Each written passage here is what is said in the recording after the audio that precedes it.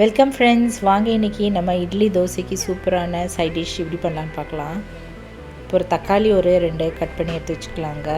கொஞ்சமாக புதினா, கருவேப்பிலை, 2 பூண்டு பல், கொஞ்சமாக தேங்காய், பச்சை மிளகாய், இஞ்சி கொஞ்சம், புளி ஒரு சின்ன பீஸ், ஜீரகம் ஒரு 1/2 டீஸ்பூன், கடலைப்பருப்பு 1 ஸ்பூன், ஒரு காஞ்ச மிளகாய் இதெல்லாம் எடுத்து வச்சுக்கலாம். வறுக்க வேண்டிய பொருளை வறுத்துக்கலாங்க. முதல்ல அடுப்பில் ஒரு சின்ன கடாய் வச்சுட்டு அதில் கொஞ்சம் ஆயில் ஊற்றிக்கலாம். இந்த கடலைப்பருப்பு போட்டு நல்லா செவக்க வறுத்துக்கலாங்க.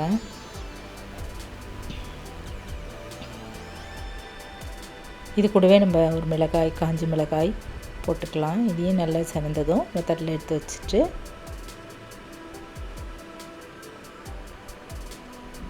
அடுத்து நம்ம எடுத்து வச்சுருக்கிற ஜீரகம் அதையும் போட்டுக்கலாங்க. இந்த எண்ணெயிலே போட்டுட்டு கூடவே புளி, இஞ்சி, பச்சை மிளகாய், பூண்டு, புதினா, கருவேப்பிலை இதெல்லாம் போட்டுக்கலாங்க. வதக்கிட்டு கட் பண்ணி வச்சுருக்கிற தக்காளி அதையும் போட்டுட்டு நல்லா ஒரு 2-3 நிமிஷம் வரைக்கும் நல்லா வதக்கிக்கலாம்.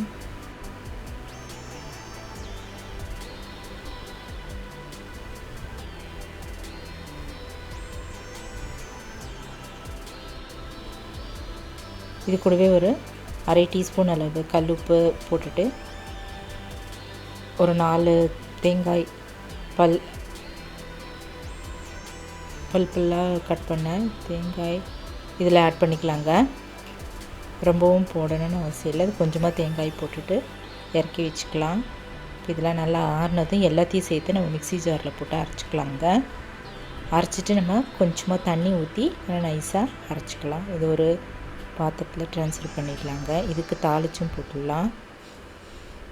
அடுப்பில் எண்ணெய் வச்சுட்டு கடுகு, உளுத்தம்பருப்பு போட்டு தாளிச்சிட்டு இதில் மேலே அப்படியே தூவிடலாங்க, ஊற்றிடலாம். நல்லா டேஸ்டான இட்லி தோசைக்கெலாம் அருமையான தக்காளி சட்னி தயாராகிடுச்சுங்க.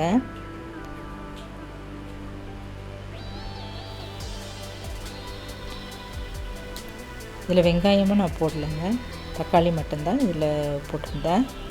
அருமையான இந்த தக்காளி சட்னி நீங்களும் ட்ரை பண்ணி பாருங்கள். இந்த வீடியோ பிடிச்சதுனா என்னுடைய சேனலான குக்கிங் வித் சித்ரான்ற சேனலை சப்ஸ்கிரைப் பண்ணிக்கோங்க. லைக் பண்ணுங்கள், ஷேர் பண்ணுங்கள். தேங்க்ஸ் ஃபார் வாட்சிங். நம்ம அடுத்த வீடியோவில் பார்க்கலாம். நன்றி, வணக்கம்.